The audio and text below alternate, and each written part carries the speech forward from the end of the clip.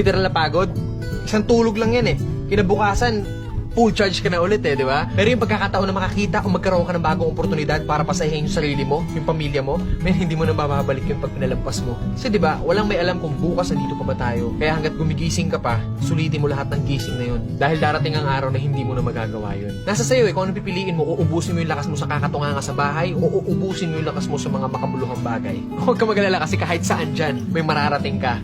Alam mo na yun. Hindi, ganito kasi yan. Dahil lang alam mong matagal at mapapagod ka, hindi ka natutuloy. So wala kang mararating kung hindi mo pipihitin yung susi sa loob ng ulo mo. Gaano man kataas ang pangarap mo sa buhay, huwag kang matatakot sa pagod at sakripisyo dahil parte yun eh. Hindi ka makakakain ng kanin kung hindi mo sasaingin. Hindi ka makakakain ng ulam kung hindi mo lulutuin. Lahat ng bagay kailangan kilusan mo muna sa umpisa. Hindi tatakbo ang sasakyan kung hindi mo sususian. Kung hindi mo lalagyan ng gasolina, hindi yung tatakbo sa kung saan mo siyang direksyon dapat dalhin.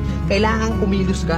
Kailangan ng lakas mo para marating mo kung ano yung gusto mong marating sa buhay. Kasi kung hihiga ka lang dyan, walang mangyayari talaga sa'yo. Hindi po pwede na inaasal natin lahat sa Diyos na parang nasa Diyos. Lagi kong idadasal sa Diyos. Hindi po pwede yun. Sabi nga nila, di ba, nasa Diyos ang awa, nasa tao ang gawa. So depende yan sa'yo kung ano yung gusto mong kilos. Sabi nga, work smart, not hard. Hard work nga yung ginagawa mo, pero sablay naman yung mga diskarte mo. Wala rin mangyayari, di ba? Smart move yung ginagawa mo, pero swabe lahat. Kailangan mo lang talaga gamitan ng tamang isip at tamang puso sa lahat ng bagay. Ang pangarap, parang nagtatanim ng puno.